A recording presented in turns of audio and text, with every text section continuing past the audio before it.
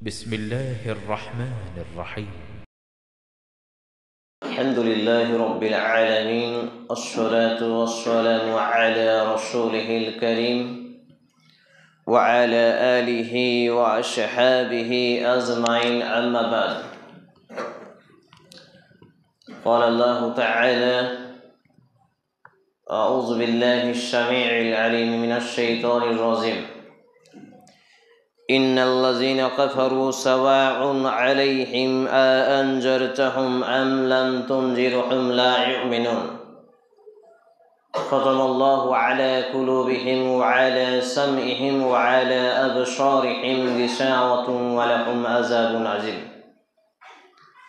ومن الناس من يقول آمنا بالله وباليوم الآخر وما هم بمؤمنين. كما ابن وقاص رحمة الله عليه يقول: سمعت قال عمر بن الخطاب رضي الله تعالى عنه منبر قال: سمعت رسول الله صلى الله عليه وسلم: إنما العمل بالنية. بخاري بسند صحيح. رب اشرح لي صدري ويسر لي أمري واحلل عقدة من لساني يفقهوا قولي. رب أسر ولا تعسر وتمم بالخير. رب زدني علما رب زدني علما رب زدني علما। যাবতীয় প্রশংসা, গুণগান, হামদ ও শানা, গুণকীর্তন সেই রব্বে কারীমের জন্য, যিনি এক এবং একক ওয়াহদাহু লা শারীক, যার প্রশংসার ধারা শেষ করা অসম্ভব। সেই বিশ্বজাহানের প্রতিপালকের প্রশংসা করার লক্ষ্যে আন্তরিকতার সাথে আমরা ছোট্ট ভাষাটি পাঠ করি। আসুন একযোগে বলি ফেলি আলহামদুলিল্লাহ। অতঃপর অসংখ্য দরুদ ও সালাম, শান্তি ধারা বিবর্ষিত আখিরি নবীন নবী রাহমাতুল লিল আলামিন মা আমিনার লাল মরুর দুলাল আখির নবীন, বিশ্ব মানবতার মুক্তির দূত, ইমামুল আম্বিয়া, যিনি নবী এবং রাসূলদের সর্দার ছিলেন এবং ভবিষ্যতে অর্থাৎ বিচারের মাঠেও হবেন। আমরা তার প্রতি দোয়া করত সকলেই একযোগে বলি আল্লাহুম্মা সাল্লি আলাইহি আল্লাহুম্মা বারিক তাসলিম সাল্লাল্লাহু তাআলা আলাইহি ওয়াসাল্লাম। আনা তালিবু ইলম, আমি একজন ইসলামের নগণ্য যোগ্য ছাত্র হিসেবে আজকের জুমার খুতবার আলোচনার বিষয় মুনাফিক মার্কা জাহিল মুসলিম। আজকের 31শে জানুয়ারি 30শে রজব, শুক্রবার 2025 জানুয়ারি এবং 30শে রজব 1446 হিজরিতে আমরা অবস্থান করছি। 17ই মাঘ 1431 বঙ্গাব্দ।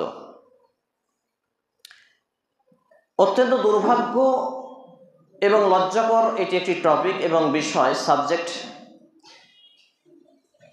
যে বিষয়গুলো সচরাচর আলোচনা হয় না। এইখানে টিউবটা, কেউ একটা সুইচ টিউব ভালো থাকলে জ্বালিয়ে দিন। অর্থাৎ মুনাফিক মার্কা জাহিল মুসলিম। আসুন আমরা প্রথমেই বিষয়টিকে সুন্দরভাবে উপলব্ধি করার জন্য কিছু বিষয়কে ধ্যান দিই। তার আগে আপনাদের সঙ্গে 2-4টি কথা। যারা হাঁটু গেড়ে বসে আছেন, হাঁটু ছেড়ে দেন। যারা হাঁটু গেড়ে বসে আছেন, হাঁটু ধরে বসে আছেন, হাঁটু ছেড়ে দেন। ওইখানে একজন দেখতে পাচ্ছি। এবং যদি হেলান দিয়ে থাকেন, হেলান ছেড়ে দেবেন।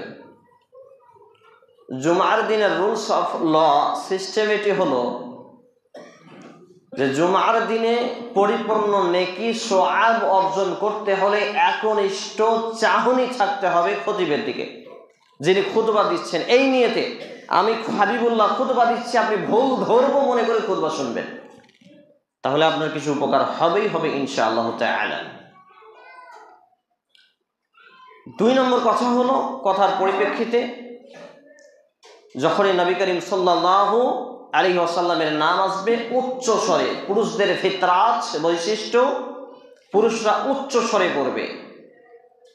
যখনই নবী রসুল মুহাম্মদ আহমদ মুস্তফা সাল্লাল্লাহু আলাইহি ওয়াসাল্লাম, এতে কি হবে, একবার আমরা এই ছোট্ট শব্দটি পাঠ করার ফলে আল্লাহ রাব্বুল আলামিন আমার আর আপনার উপরে 10 বার রহমত বর্ষণ করে, বলি সুবহানাল্লাহ। পাশাপাশি আল্লাহ রাব্বুল আলামিনের কাছে এক ধাপ মর্যাদা, মানে তার প্রিয় বান্দাদের তালিকায় যাওয়ার মর্যাদা এক ধাপ বৃদ্ধি হয়ে যায়, বলি সুবহানাল্লাহ। পাশাপাশি আল্লাহ রাব্বুল আলামিন আমার এবং আপনার আমল নামায় 10টি করে সওয়াব নেকি লিখে দেন, বলি সুবহানাল্লাহ। পাশাপাশি আমাদের 10টি করে গুনাহ খাতা মাফ করে দেওয়া হয়, বলি সুবহানাল্লাহ। এর থেকে বড় ফ্যাসিলিটি, এর থেকে বড় অফার আর কি চান? আর কি চান? সারা পৃথিবীর মানুষ যদি আপনাকে ঘৃণা করে, যদি আপনার রব, যদি বিশ্বজাহানের প্রতিপালক, যদি স্রষ্টা, তিনি যদি আপনাকে রহমতের নজরে দেখেন, তা আপনাকে ভালোবাসেন, তাহলে আপনি সাকসেস। তাহলে আমরা এটাই করব। আর কথার পরিপ্রেক্ষিতে সুবহানাল্লাহ, আলহামদুলিল্লাহ, এই শব্দগুলো, আল্লাহু আকবার, এই শব্দগুলো কথার পরিপ্রেক্ষিতে আমরা বলতেই থাকবো। এতে করে আমরা আল্লাহ রাব্বুল আলামিনের জিকির, তাসবিহ, তাহমিদ, তাহলিল এর আওতাভুক্ত হয়ে যাব এবং আমাদের আমল নামায় নেকি লেখা হতেই থাকবে এবং ফেরেশতারা আমাদের নেকি নিয়ে যাওয়ার জন্য প্রতিযোগিতা করেন, বলি সুবহানাল্লাহ। চিন্তা করুন। আলহামদুলিল্লাহি রাব্বিল আলামিন।